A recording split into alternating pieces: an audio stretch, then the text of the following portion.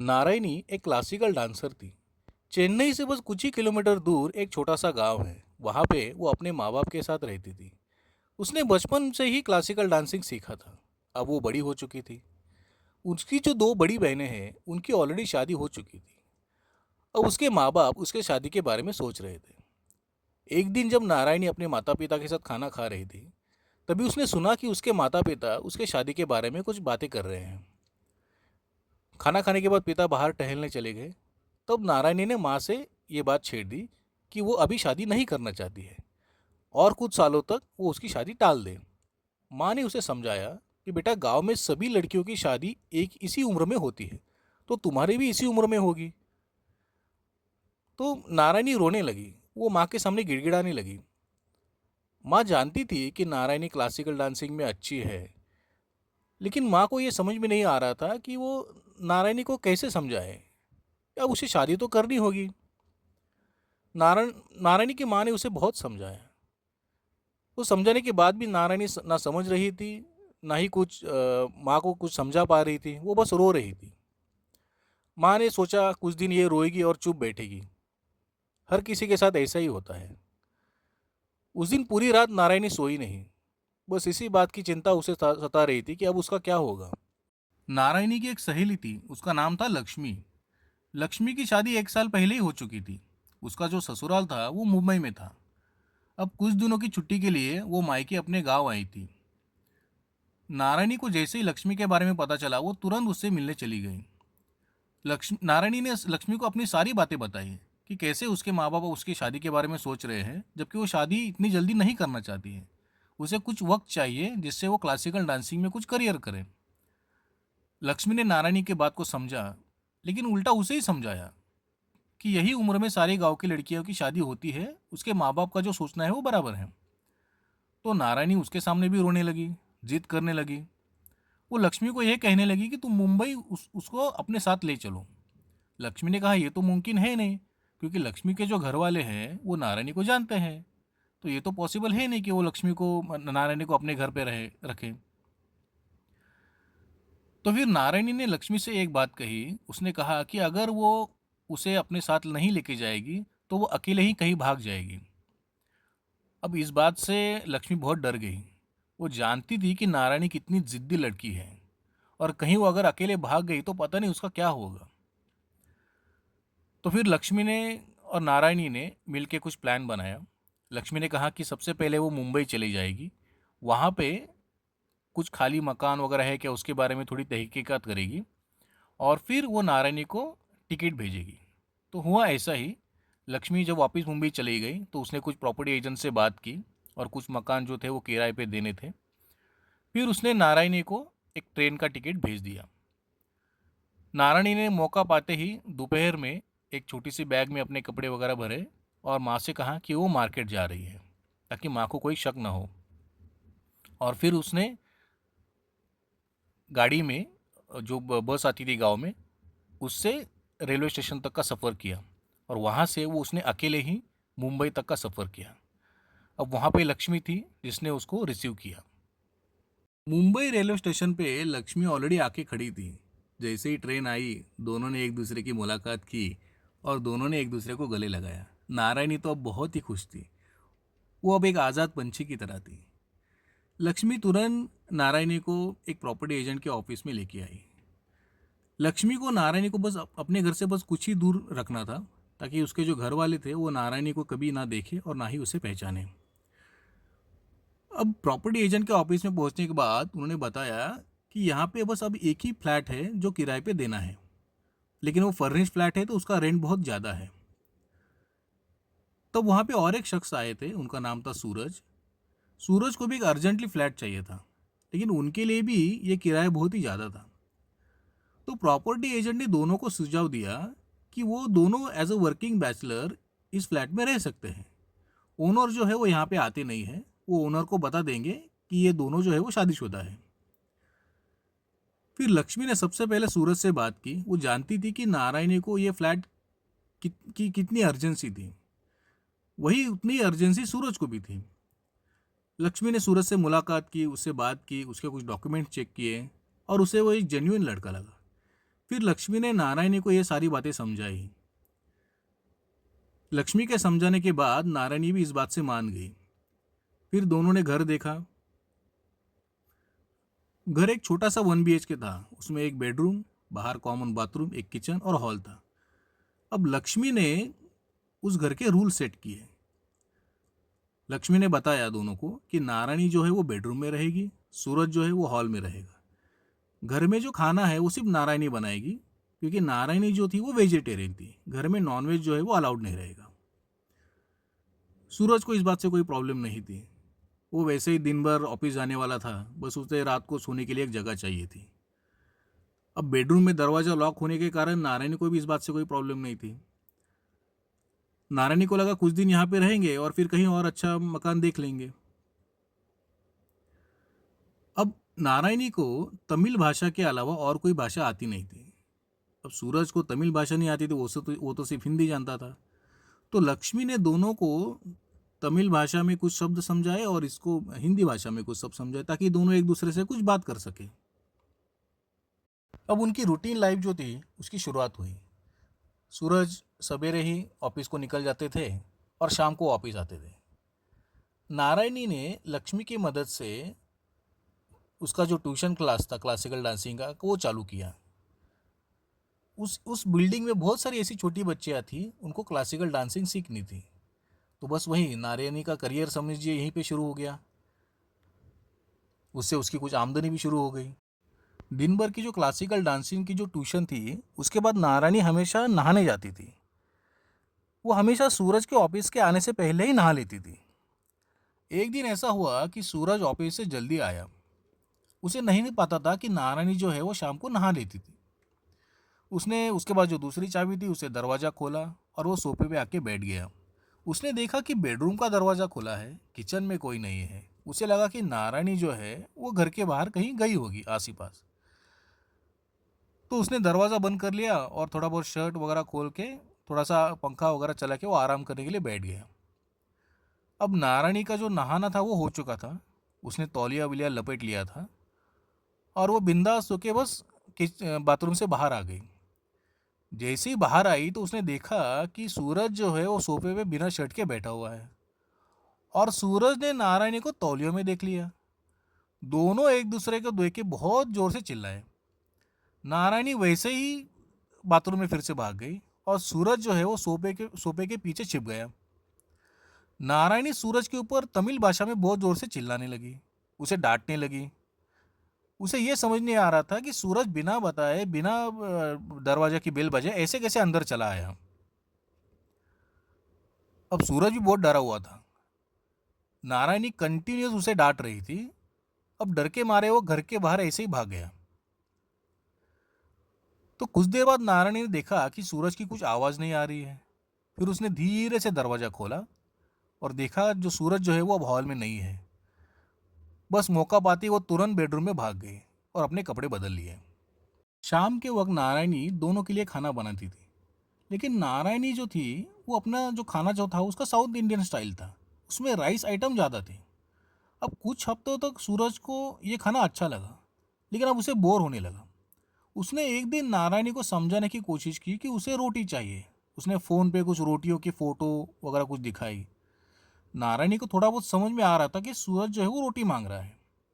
तो एक दिन नारायणी ने ट्यूशन क्लास को छुट्टी दी थी और पूरे दिन वो रोटी की प्रैक्टिस करती रही। शाम तक उसने कुछ 2-4 रोटी बनाई ली थी। जब सूरज आया तो उसने उसके थाली में ये रोटियां उसके सामने परोस दी। अब सूरज जो है वो कुछ मिनटों तक इन रोटियों को देखता रहा। नारायणी को लगा सूरज बहुत ही खुश होगा, वो उसकी तारीफ करेगा। वो बस सूरज को देखती रही, लेकिन उसे ये समझ में नहीं आ रहा था कि सूरज बस उसे देख ही रहा है, वो खा क्यों नहीं रहा है। सूरज ने अपनी जिंदगी में ऐसी अजीबोगरीब रोटी देखी नहीं थी। वो ना रोटी थी ना पराठा था। उसे समझ में नहीं आ रहा था कि नारायणी ने ये क्या बनाया है। उसने रोटी उठाकर देखी तो वो एक जगह पतली थी, एक जगह मोटी थी। फिर उसने नारायणी को समझाने की कोशिश की ये रोटी नहीं है, ये उसने पता नहीं उसने क्या बनाया है। जब नारायणी को दिखा कि सूरज जो है उसे डांट रहा है तो वो रोने लगी। वो तमिल भाषा में बड़बड़ाने लगी कि मैंने इतनी दिन भर पूरी मेहनत की और उसे उसकी कोई फिक्र ही नहीं है, वो खा ही नहीं रहा है। जब सूरज ने देखा कि नारायणी रो रही है तो उसे भी बुरा लगा। उसने कहा कि ठीक है मैं खाता हूँ। वो जानता था कि अगर वो ऐसी रोटी खाएगा तो हो सकता है उसका पेट दुखे, लेकिन फिर भी उसने वो खाना चालू कर दिया। जब सूरज ने रोटी खाना चालू की तो नारायणी बहुत ही खुश हुई और सूरज को थैंक यू कहा। नारायणी के गांव में कुछ एक फेस्टिवल सेलिब्रेट होता था। उस दिन नारायणी बहुत ही जल्दी उठी। वो अपने साथ जो एक गांव की ड्रेस पहन के आई थी, उसने उस दिन वो पहनी। वो बहुत ही खूबसूरत लग रही थी। उसने सवेरे ही भगवान की पूजा वगैरह की थी। सूरज दूर से ये सब देख रहा था। वो चोरी छुपे नारायणी को देख रहा था। उसने आज तक नारायणी को इतनी सुंदर कभी नहीं देखा था। गांव की जो सादी सी ड्रेस थी उसमें वो बहुत ही ज़्यादा खूबसूरत लग रही थी। नारायणी भी चोरी छुपे सूरज को देख रही थी कि वो उसी की ओर देख रहा है। मन में वो बहुत ही खुश हो रही थी। सूरज और नारायणी के बीच में बहुत सारी नोकझोंक होती रहती थी, लेकिन नारायणी को अब सूरज अच्छा लगने लगा था। उसका साथ अच्छा लगने लगा था। अब सूरज को भी नारायणी का साथ अच्छा लगने लगा था। भले ही उनमें झगड़ा हो, बट वो एक साथ तो रहते थे। लेकिन कुछ वक्त बाद नारायणी जो है वो रोने लगी। सूरज को समझ में नहीं आ रहा था कि नारायणी अचानक रो क्यों रही है। नारायणी को उसके माता पिता की बहुत याद आ रही थी। बहुत दिन हुए उसने अपने माँ से बात नहीं की थी। वो बस ऐसे ही बैठे मायूस होके, दुखी होके रोने लगी। सूरज उसके पास आया, बैठा। उसने उसे समझाया। हालांकि दोनों को एक दूसरे की बातें समझ में नहीं आ रही थी, बट थोड़ा बहुत मन हल्का करने के लिए वो एक दूसरे से बात कर रहे थे। नारायणी ने उसे तमिल में बताया कि वो कैसे अपने माँ के साथ रहती थी, वहाँ पे क्या क्या करती थी। उसे बहुत माँ की याद आ रही थी। रोते रोते उसने सूरज के कंधे पे अपना सर रख लिया। सूरज भी समझ गया था कि उसे शायद उसके माता पिता की याद आ रही है। उसने भी उसे थोड़ा वक्त दिया और उसे शांत किया। उस दिन नारायणी को बहुत ही अच्छा लगा, सुकून लगा। सूरज ने उसे बहुत ही अच्छी तरह से संभाला था। उसे बहुत ही अच्छा लगा कि सूरज कितनी प्यारी बात करता है, कितनी मीठी बात करता है। भले ही वो माता पिता से दूर हो, लेकिन सूरज एक अच्छे लड़के के साथ रहने की वजह से उसे अब अच्छा लगने लगा था। नारायणी जो थी वो घर पर ही रहती थी, क्योंकि लक्ष्मी ने उसे समझाया था कि अगर वो घर से बाहर कहीं जाती है और किसी ने भी अगर उसे देख लिया तो नारायणी के जो घर वाले हैं वो तुरंत उसे आके अपने गाँव वापस लेके जाएंगे।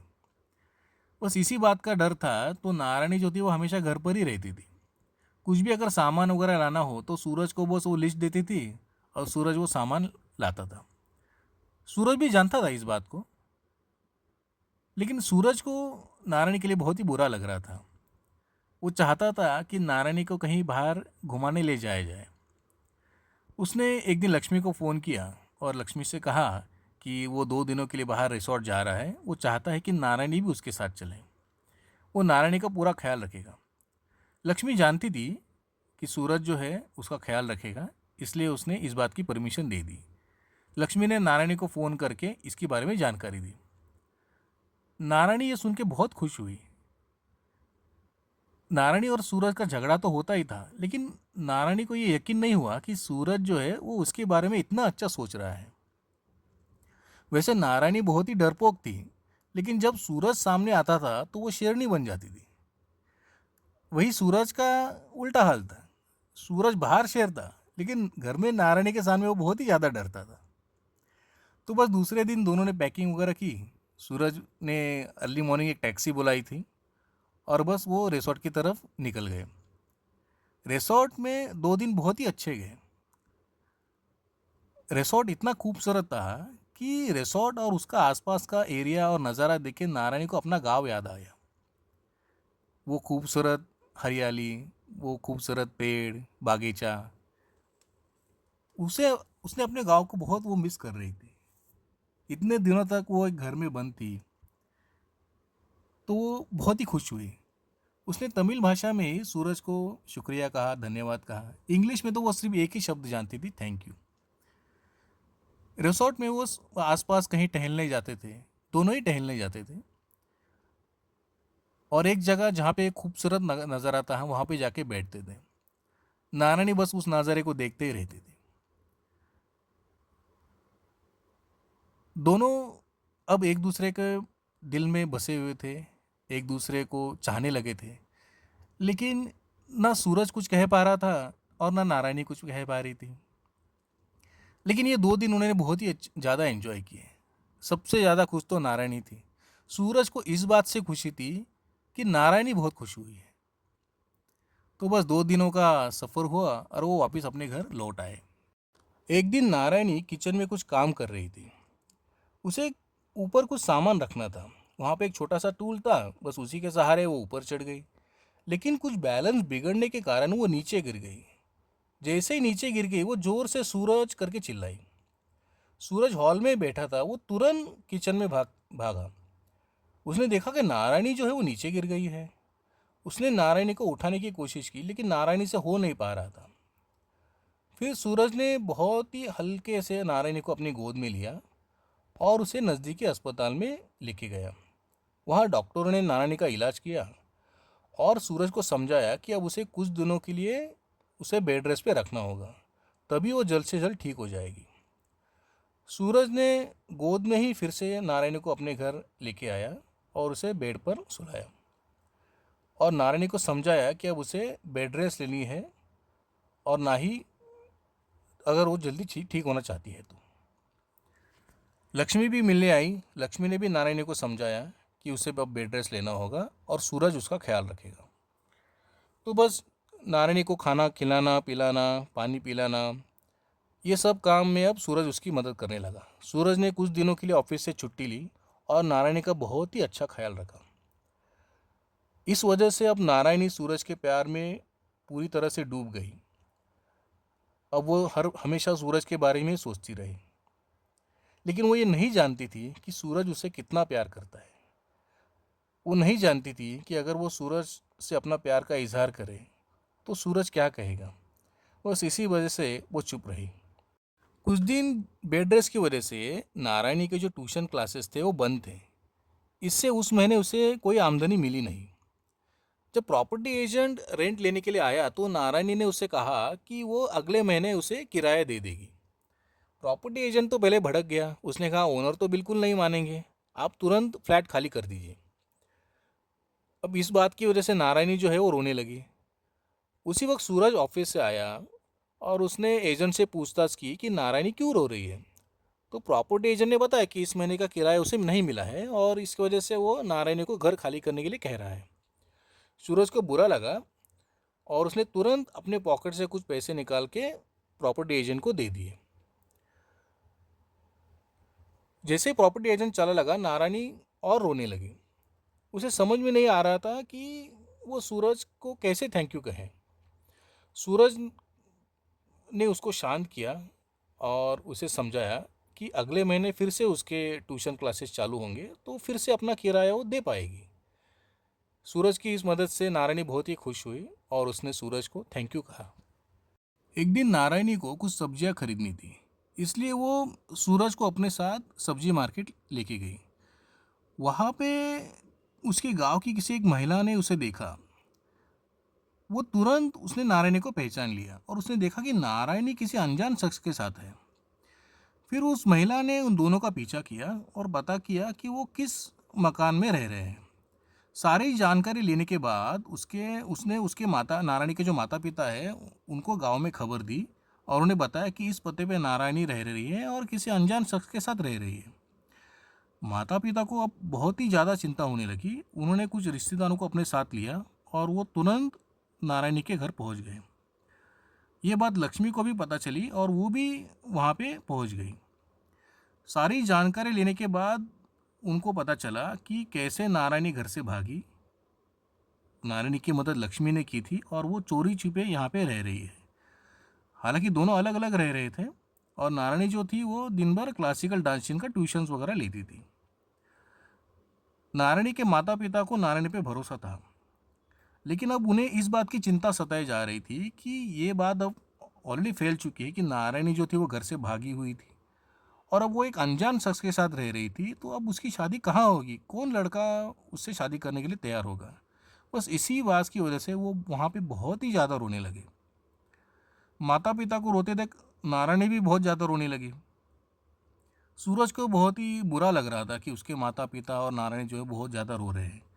उसने लक्ष्मी से मुलाकात की और लक्ष्मी से थोड़ी जानकारी हासिल की कि वो क्यों इतने ज़्यादा रो रहे हैं। तो लक्ष्मी ने उनकी जो चिंता थी वो सूरज को बताई।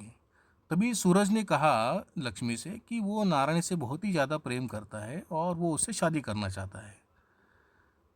फिर लक्ष्मी ने ये बात सूरज के माता पिता से कही। नारायणी ने ये जब सुना कि सूरज उससे प्रेम करता है और उससे शादी करना चाहता है तो वो बहुत ही ज़्यादा खुश हुई, क्योंकि वो यही बात सूरज से जानना चाहती थी, क्योंकि वो भी उससे बहुत प्यार करती थी। नारायणी ने भी अपने माता पिता से कहा कि वो सूरज से बहुत प्यार करती है और उसने उनके माता पिता को भी समझाया कि जब उसके बीच में उसे लगा हुआ था तो कैसे सूरज ने उसका ख्याल रखा, वो कितना अच्छा लड़का है, कितना होनहार लड़का है। फिर सारे रिश्तेदार वही थे, उनको भी ये बात ठीक लगी। फिर सूरज ने अपने घर वालों को बुलाया। सारे रिश्तेदार एक दूसरे से मिले, सबको अब सब बातें समझ में आने लगी। सबको यही लगा कि दोनों के लिए ये अच्छा है कि उनकी शादी हो जाए, ताकि नारायणी का जो क्लासिकल डांसिंग का जो करियर करना था ये उसके लिए ठीक रहेगा। तो बस दोनों रिश्तेदारों ने मिल के नारायणी और सूरज की शादी कर ली। शादी होने के बाद नारायणी और सूरज बहुत ही ज़्यादा खुश थे। अब सूरज नारायणी को हिंदी के ट्यूशन क्लासेस दे रहा था और नारायणी जो थी उसे तमिल सिखा रही थी। बस उनका खुशी खुशी संसार इसी तरह आगे बढ़ा।